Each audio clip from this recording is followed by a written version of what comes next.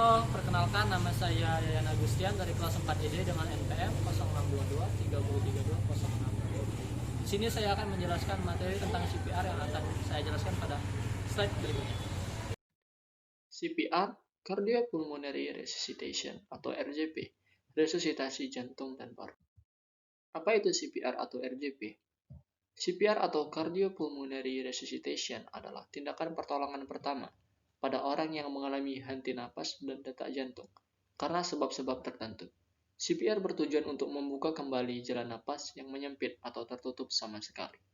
Teknik kompresi dada dan pemberian napas buatan untuk orang-orang yang detak jantung atau pernapasannya terhenti. Resusitasi jantung paru dilakukan dengan mengkompresi dada serta memberikan napas buatan bagi orang yang membutuhkan dengan melakukan resusitasi jantung paru. Fungsi napas serta sirkulasi darah dalam tubuh yang terhenti dipaksa untuk berfungsi kembali serta untuk membuat darah dan oksigen tetap beredar ke seluruh bagian tubuh. Ini adalah kondisi pada orang yang memerlukan CPR. Ada tercekik, mengalami kecelakaan, hampir atau telah tenggelam, terlalu banyak menghirup asap hingga sesak napas, keracunan narkotika, alkohol, dan zat-zat lainnya, tersedak hingga jalur pernapasan tidak lancar, dan mengalami serangan atau henti jantung. Persiapan yang perlu dilakukan untuk melakukan CPR. Yang pertama, lokasi korban. Yang kedua, lihat kondisi korban. Yang ketiga, tanda vital atau cek tanda apakah masih adanya tanda kehidupan atau tidak. Kemudian amankan korban. Seperti jika ada orang yang kecelakaan di jalan, kita pindahkan di trotoar atau di pinggir jalan. Kemudian hubungi instansi terkait. Prinsip dasar CPR adalah Doctors A, B, C. D sebagai danger atau bahaya, R sebagai response atau kesadaran, S shout for help atau berteriak, A sebagai jalan nafas, B sebagai breathing atau pernapasan, C sebagai circulation atau aliran darah. Hal-hal yang perlu diperhatikan untuk melakukan CPR. Pertama, danger, amankan penolong, amankan pasien, dan amankan lingkungan. Kemudian R atau response, memanggil korban, tepuk bahu dan atau stimulus nyeri. Kemudian shout for help, tetap bersama korban dan gunakan handphone untuk memanggil 112 untuk bantuan di Indonesia. Kemudian ini adalah contoh untuk melakukan CPR jika ada orang yang membutuhkan CPR. Yang pertama D, danger, kenali lingkungan apakah berbahaya atau tidak. Kemudian R, response, kita lihat apakah dia masih baik-baik saja atau sudah tidak ada tanda vital atau masih ada tanda vital. Kemudian shout for help, minta bantuan ke lingkungan sekitar. Kemudian A, airway. Kemudian B, breathing. Look, listen, feel. Dengan cara dekatkan telinga dan pipi kita di dekat hidung atau mulut korban.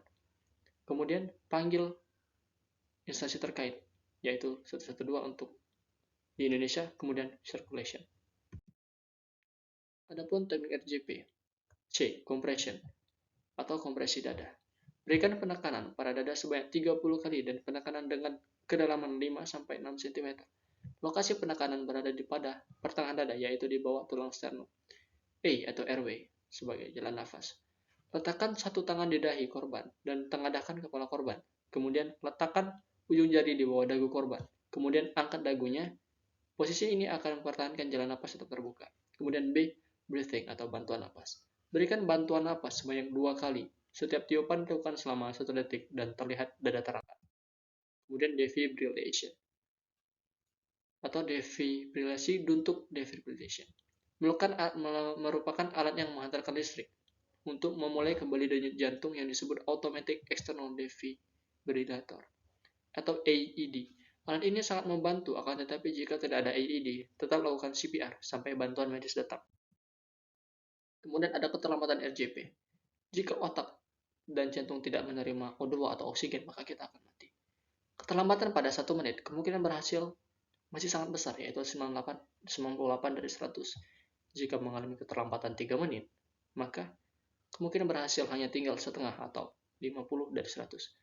Dan jika keterlambatan 10 menit atau lebih, kemungkinan berhasil sangatlah kecil. Hanya 1 dari 100. Ini adalah airway. angkat dagu, tekan dahi, perasat pendorongan belakang bawah, kemudian breathing support. Ini adalah ilustrasi circulation dan airway. Yang pertama, berikan napas 2 kali, 1 detik setiap napas. Perhatikan pembukaan jalan napas dan pengembangan dada. Kemudian cek pernapasan, look, listen, feel. Menentukan letak kompresi 2-3 jari di atas processus xiphoideus. Kemudian dengan lurus, telapak tangan saling bertumpu. Yang digambar agak sedikit salah dikarenakan tangan di atas seharusnya agak memegang tangan yang di bawah. Bukan hanya lurus seperti itu. Kemudian lengan lurus, sumbu ayunan adalah sendi panggul, bukan siku. Adapun kompresi jantung pada dewasa, anak, dan bayi. Jika dewasa atau lebih dari 8 tahun, maka kita akan melakukan kompresi jantung pada umumnya. Kemudian, ada kompresi jantung pada anak atau umur 1-8 tahun, maka kita kompresi jantung hanya cukup dengan 1 tangan. Dan jika kepada bayi yang umurnya kurang dari 1 tahun, maka kita lakukan kompresi jantung hanya dengan 2 jari dan tidak terlalu menekan terlalu kuat. Kemudian ini adalah posisi pemulihan atau recovery position. Penghentian CPR atau RJP. Yang pertama, RJP berhasil. Yang kedua, penolong kelelahan. Yang ketiga, petugas terlatih tiba di tempat kejadian. Dan yang keempat, adanya tanda-tanda kematian pasti.